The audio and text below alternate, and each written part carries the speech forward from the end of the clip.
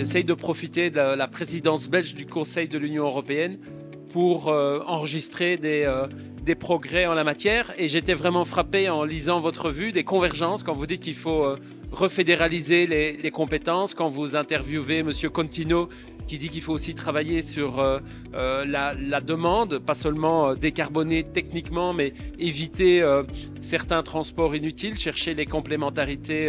Et donc si on veut avoir ce sursaut environnemental auquel tout le monde aspire, c'est que les pouvoirs publics accordent un subventionnement important. En Allemagne, c'est 80% du différentiel de prix entre un véhicule diesel et un véhicule électrique. Ça, c'est la première mesure.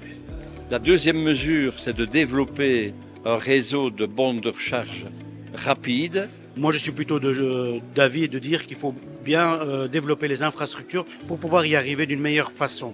Et pour ça doit passer par des aménagements. Et ça doit passer aussi également, si on veut électrifier, passer par des bornes de recharge rapides. Et il faudrait en mettre beaucoup. Se servir un peu de la taxe qu'on reçoit, de ce que le secteur paye pour Bruxelles, de se servir de cette manne pour pouvoir développer les bornes de recharge. On sait que pour amener la marchandise, on parle souvent du dernier kilomètre, bien, les poids lourds sont essentiels sur nos routes. Donc je pense que d'abord et avant tout, il faut continuer d'accompagner nos chauffeurs. On sait que c'est des TPE, des PME à 90% sur l'ensemble des chauffeurs. Et donc il faut continuer d'accompagner ces personnes qui travaillent et qui ont envie de travailler. Aussi et par ailleurs, on sait qu'on a 5000 potentiels futurs chauffeurs poids lourds. Il y a une pénurie énorme derrière tout cela. Donc je pense qu'il faut encourager la formation et l'engagement des chauffeurs poids lourds dans les entreprises.